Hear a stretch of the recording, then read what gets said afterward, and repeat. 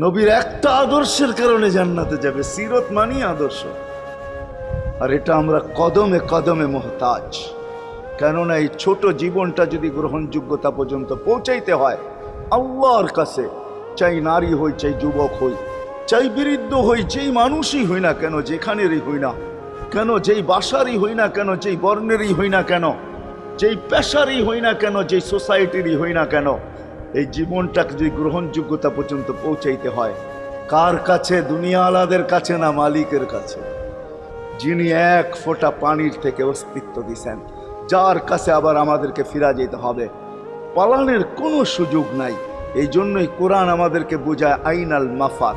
আল্লাহ বলতেছে কোথায় ভাগবে তুমি, বলো কোথায় ভাগবে? কবির কথাই সত্য, যদিও নাকি পালাও তুমি আকাশেতে লাগিয়ে সিঁড়ি, সিঁড়ি লাগাও যদি আকাশ